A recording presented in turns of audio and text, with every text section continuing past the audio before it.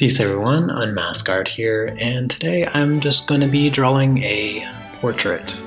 This portrait is of nobody in particular. The reason that I decided to draw this portrait is because, one, the reference photo was absolutely beautiful.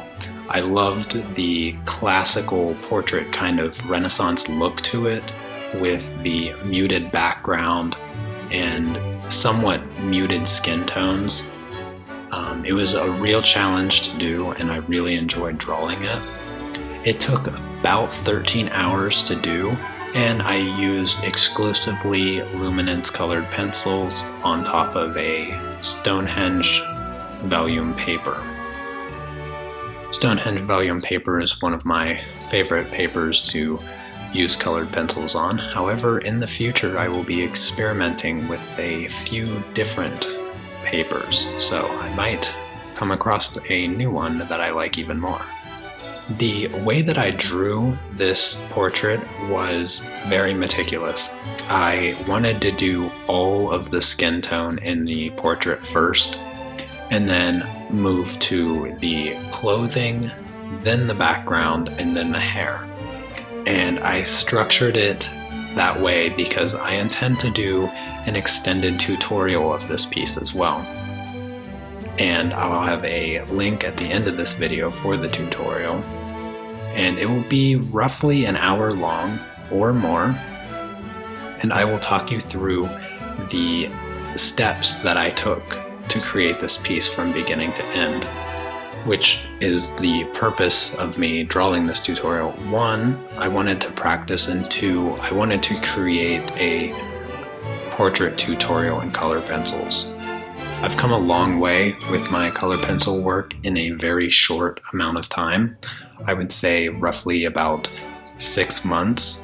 I've exponentially got better at coloring, and there's a few tricks that I discovered to help move that process along quickly, which I haven't hesitated from sharing here on my channel.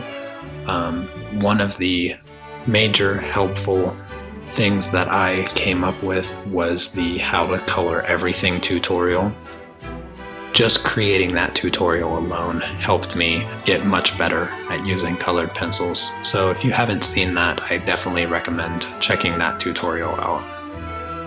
Anyways, one of the new elements that I added to this piece was the way that I did the framing.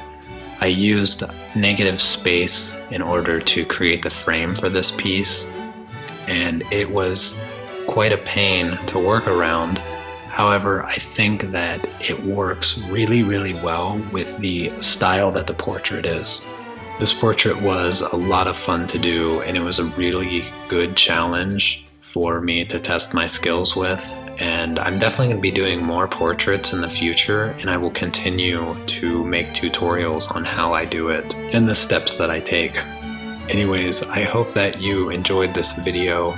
And if you did, let me know in the comments, give it a thumbs up, and let me know what you want to see me draw next time.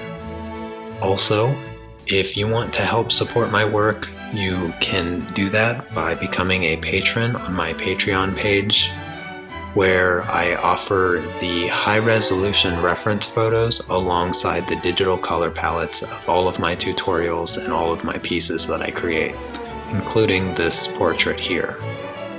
And for those that already support me, I just want to thank you for that, and I'll see you next time. Take care. Peace.